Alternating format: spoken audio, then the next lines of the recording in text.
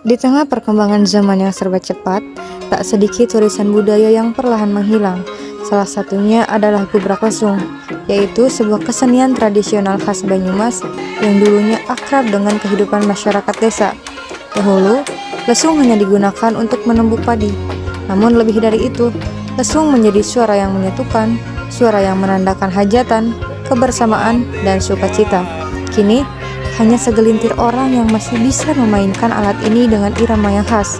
Tapi, semangat untuk menjaga dan menghidupkan kembali budaya itu masih menyala. Dokumenter ini mengangkat kisah paguyuban Gubrak Lesung Pangastuti, yaitu sebuah komunitas yang berjuang merawat tradisi, mengenalkan kembali makna budaya kepada generasi muda, dan membuktikan bahwa nada dari masa lalu masih bisa berbicara hingga hari ini. Ya, waktu itu kan emang kesenian Gubrak Lesung itu kan udah dari lama ya, turun-temurun begitu. Hanya saja ketika kami di sini itu kan memang tidak ada budaya itu lagi karena sudah sangat minim sekali orang yang bisa nabuh lesungnya. Nah, alhamdulillah suami saya kan kemudian menekuni dunia Babad Banyumas. Beliau menulis buku dan juga menerjemahkan berbagai Babad Banyumas dalam berbagai banyak versi.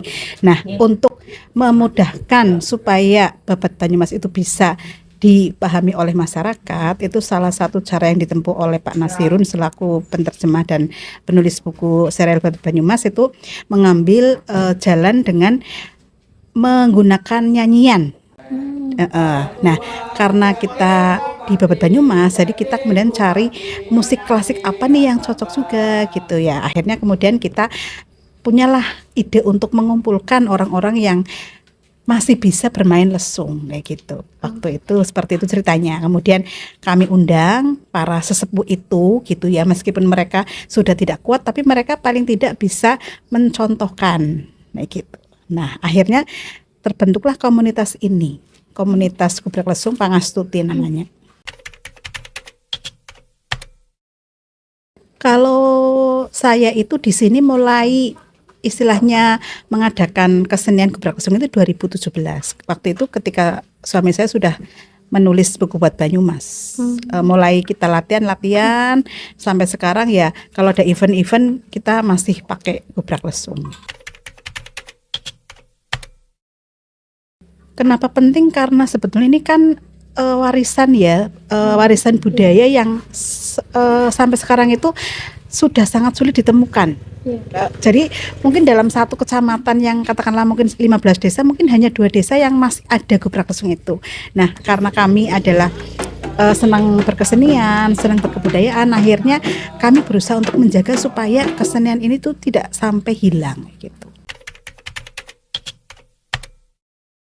Kalau perubahan mungkin untuk lagunya ya, kalau dulu kan lagunya mungkin hanya Jawa saja gitu ya, tapi kalau sekarang sudah dimodif, kita menciptakan lagu-lagu yang kreatif kayak gitu. Kita karena di Babad Banyumas kita bikin lagu, nyiptain lagu yang terkait dengan cerita Babad Banyumas, kemudian juga sholawatan gitu ya, kita masukkan kayak gitu sebagai nyanyian-nyanyian baru kayak gitu.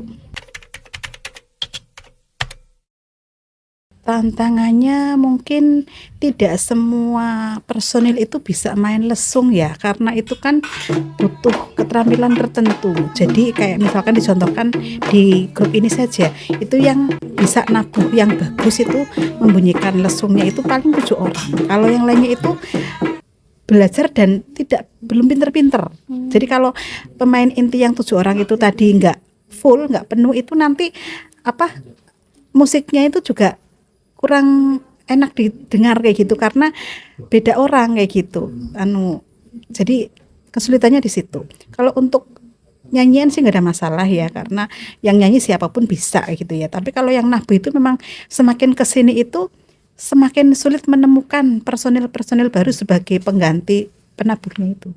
Karena susah ya Ibu? Susah untuk mempelajari itu memang dicoba saya sendiri itu ya. Saya sendiri aja belum bisa loh.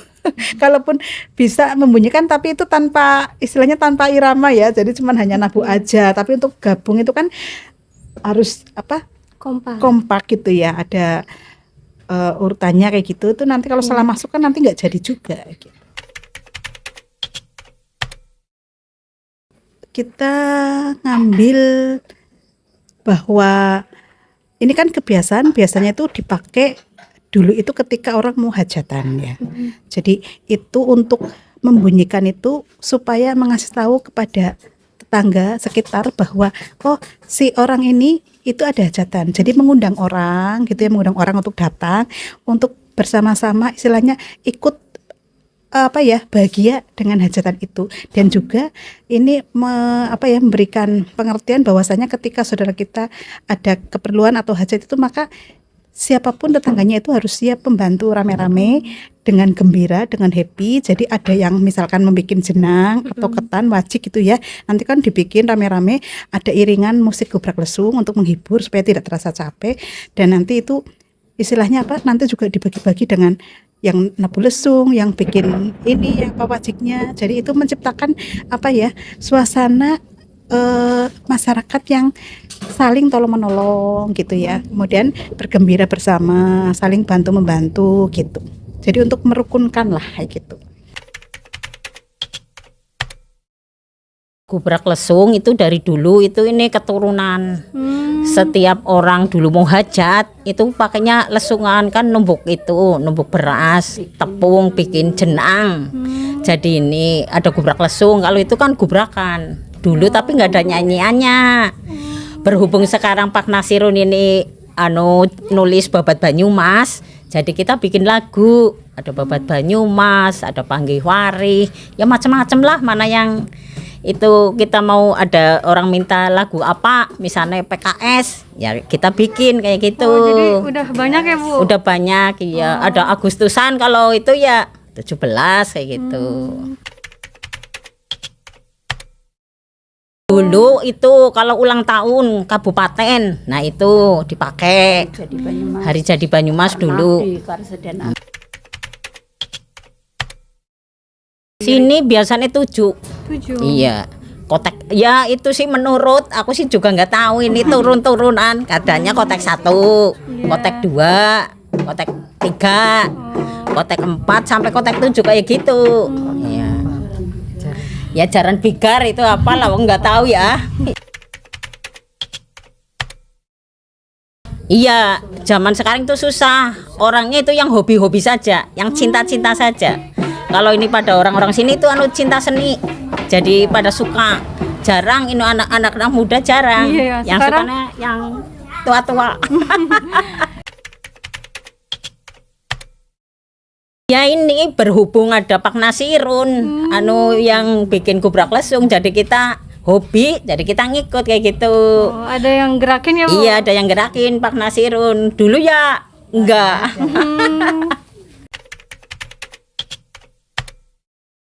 Ini seni gubrak lesung sebelum itu 2017. Udah lama ya Bu? Udah lama, tapi ya jarang dipakai. Oh, iya, misalnya kalau Covid libur, ini kalau hari-hari biasa misalnya ada kayak Mbak kesini, ingin tahu ya kita kayak gitu main. Ini nanti ada Agustus, insya Allah ya mau lomba ya main kayak gitu. Biasanya ramai ya Bu yang nonton? Ramai alhamdulillah. Ya itu kayak gitu, pada senangnya buat selfie aja. Iya, betul, buat main itu jarang. Saya tertarik untuk menonton pertunjukan gubrak lesung karena kesenian tradisional ini sudah cukup langka ya di Banyumas, dan yang saya tahu itu kesenian seperti ebek, lengger, kentongan. Jadi saya tertarik untuk menonton kesenian gubrak lesung ini. Baik, berarti belum tahu ya sebelumnya kalau ternyata di Banyumas itu ada kesenian gubrak lesung. Iya. Pada semangat-semangat semua ya ibu-ibunya. Terus saya juga tadi agak kaget karena ternyata ada juga ibu-ibu yang udah berumur 80-an tetapi masih tetap ikut kesenian tersebut dan masih semangat-semangat.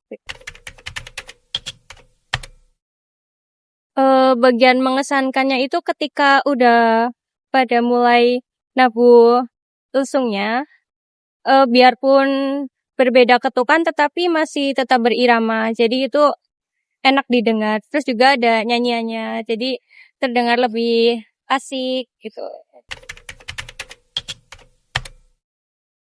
Iya, saya terhibur ya. Terus suasananya juga rame, asik. Walaupun ini kesenian tradisional, tetapi bagi saya itu masih bisa dinikmati.